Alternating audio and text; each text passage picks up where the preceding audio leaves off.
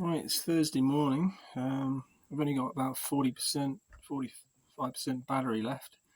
It's 9:50 in the morning on Thursday, the 23rd of May. So I've been here almost, in Iquitos, almost 20 something days. 24th I got here, so 19 days, 20 days, something like that. So nearly 3 weeks in Iquitos so far, which is pretty good considering I've done a retreat for a week and I'm halfway through my third Dieta. Feeling really good this morning. You saw the drink. Gave me, pretty horrible. Onion and the garlic, pretty nasty taste. Instant stomach pain, like wind, like painful wind, but it passed pretty much straight away.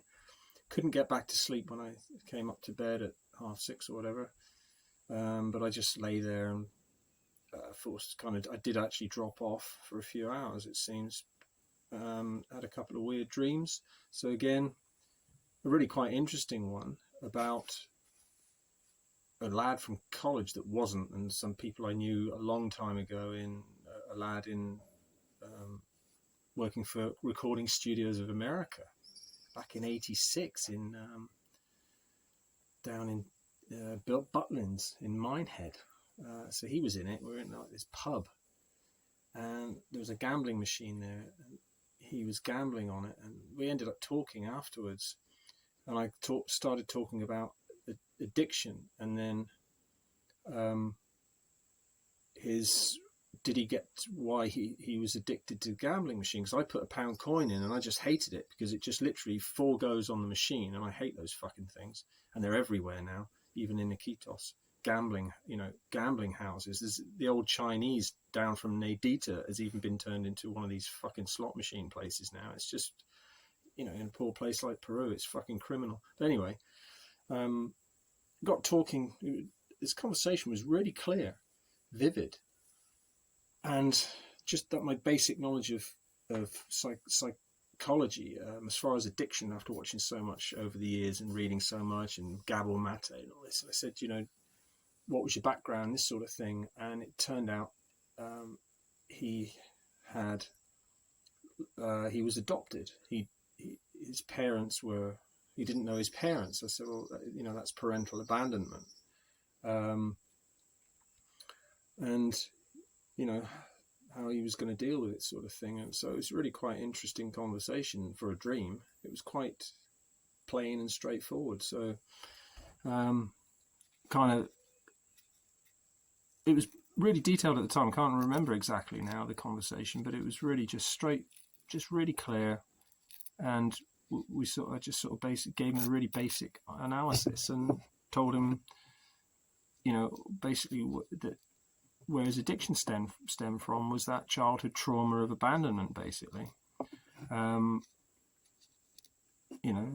of that's what he's got to work on. So it was really quite strange, but nice. So as far as, again, this just shows how weird dietas are. After yesterday's video, as you saw, I don't feel anything like that today. It's really strange. The boy doesn't bother me at all. He's been pretty quiet anyway this morning. Jairo was up at 6 as well, but he didn't wake me up. He just got straight in the tuk-tuk. I thought that was a bit unusual, but what he did, obviously, as you saw, was send Bibi over instead to make sure I had the drink. So she saw me sieve it and everything and was there, and then obviously watched me drink it. Felt like I just wanted to be alone at that moment, but then I thought, it's okay. I said, you don't have to watch now. The drink's made. I'm going to do it, and it was that's that done. But yeah, that Dieta thing, this is what happens, you see, which is why you can't be around people for those moments, because obviously I was like that all day yesterday. I was in a really fucking low, quite shitty mood, because that's one of the triggers probably being taken out, and of course it's a big thing for me, always has been, is barking dogs, screaming kids, and just excess noise. I fucking hate it. and especially in the morning, because if I don't get that hour just to come round, do my exercises, or do a pipe first thing, maybe have some rapé first, meditate for 5-10 minutes, whatever, depending on how flitty my brain is, or being able to concentrate or stick to the counts and not be thinking, thoughts racing off. But it doesn't really matter, provided you're just doing it enough, or trying to do it as much as you can. I think that's all you can do. That's what Chrissy told me at the retreat. And she's done a lot of meditation. She said, no, that's fine. Whatever you're doing, if you're just trying to do whatever method you have, because everyone, I wanted to get her interviewed actually, and it didn't happen. I wanted her to repeat to me what she said to me that morning at breakfast, because she said something, I can't remember the statistics now, but she said even like top meditators, they accept that your brain it's producing thoughts all the time. So most people, and she gave an example of something like a count, say up to 10, or it involved a particular set of counts that involved 10, or however it was done. I can't remember the details. But she said even people who've been meditating for years, top level, they don't really get there to 10. They, without their mind producing thoughts, instead of just being able to focus directly on one thing, to try and just keep that one thing that you're focusing on in meditation. So I was quite pleased to hear that, but I'd have to talk to more people, or you'd have to talk to a guru or something, or actually go to an ashram and try and learn how it's done properly or something, or read it on the internet from a decent source or something. But anyway, so I've only got enough battery probably for a few more videos here. I don't know. And it depends whether I listen to music or not, because sometimes, like yesterday, I really wanted to at times, and I wanted to before bed last night. I thought, no, I'll save the battery power because they're not going to get that generator fixed. I'll probably go over there and have a look at it just out of interest with Maestro today when he gets back. He's still not back from the town. He's gone in to get more fruit and veg and stuff for food for us. So maybe have a look at that. He said something about, he tried it. It started 3 times last night and then panned out pretty much immediately. The lights came on and then it panned out. And that happened 3 times. Then he said it's buggered, basically. So I'll go and have a look. He said something about it maybe leaking oil. And obviously it was a gasket gone or something. If no one's going to get out here to repair it during this Dieta, if, before their next retreat and everything else is fixed for this place. So, but just out of interest, I'll probably go over and have a look. And then I'll try, and if the Maloka's not locked, I'll, that's my moonstone. I'll go and film the inside of the Maloka, because it's quite a reasonable size one. It's about half the size of the temples one, but he said they can pack 20 people in there. But that's my moonstone, and that was amazing because it's pretty big, as you can see.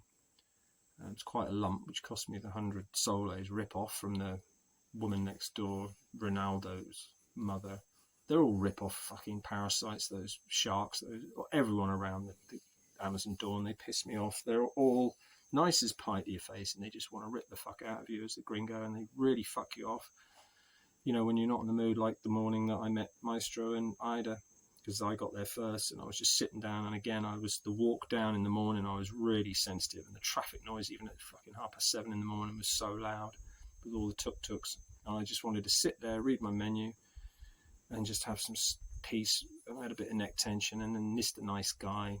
They sit right in front of people's tables when they're trying to eat, and I think it's so fucking rude, because people are coming back from retreats. You don't know what state they're going to be in after an ayahuasca retreat. For some people, how sensitive they are, and they just don't want to be fucking hassled by fucking street hawkers, as nice as they try to be, because you know what they're about.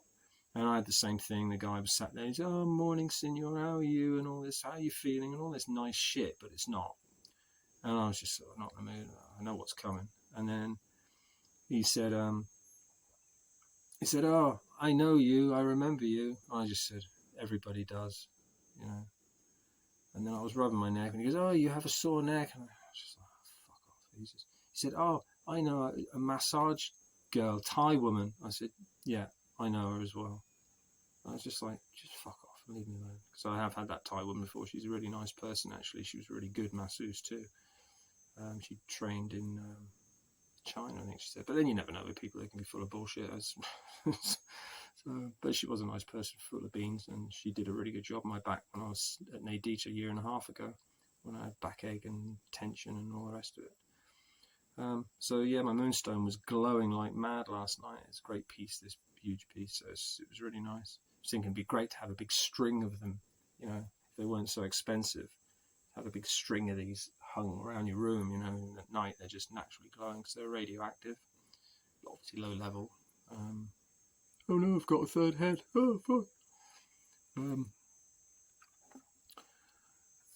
So yeah, and just wanted to, right at the beginning of this book I'm reading, what's it called again?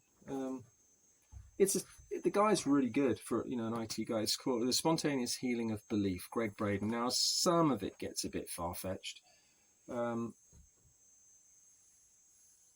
anyway, I don't want to talk about that story. The one bit in it was near the beginning, and it had a little diagram, from a really old text, because he's traveled all over the world, the guy. He's been to Tibet and fucking the pyramids and all this. He takes tour groups as a self-help guru, because he was a pretty high-flown programmer in the 80s for American Defense Contract Corporation or something. And so he's got this diagram of like the 7 chakras, and he said the bottom 3 chakras, and of course they describe them in many texts, they're called spinning wheels of energy. So I think of them as 3-dimensional energy vortices, a bit like me and Mike were dowsing for, that come out of the ground everywhere on the planet.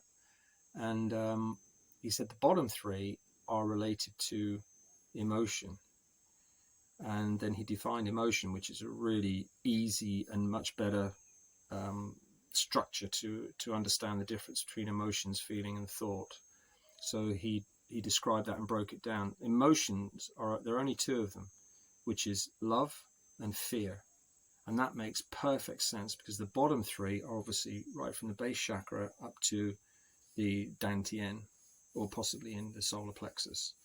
And that's why, if they're interrupted in any way, or the energies are all chaotic from stress and everything in your life, it affects those, which is why you have gut feeling, because that's where your intuition centers are, and your subconscious, linked to your subconscious. So that's where you feel that horrible feeling of fear and anxiety, especially in ayahuasca ceremonies, where it highlights that, where a lot of people have that disruption and the trapped negative energy, because those chakras, I assume, get completely disrupted through the process of trauma. And so that was really interesting. And the top 3 chakras of the 7, from the crown, the corona, the crown chakra down, are linked to conscious thought and the frontal lobe control center of your brain. So quite interesting to know. So basically, obviously, emotions break down into fear and love, and then all the subtree of fear is all the negative emotions like hate, regret, resentment, and things like that. And obviously the other feelings that come from emotions, because that's the difference. Now, feelings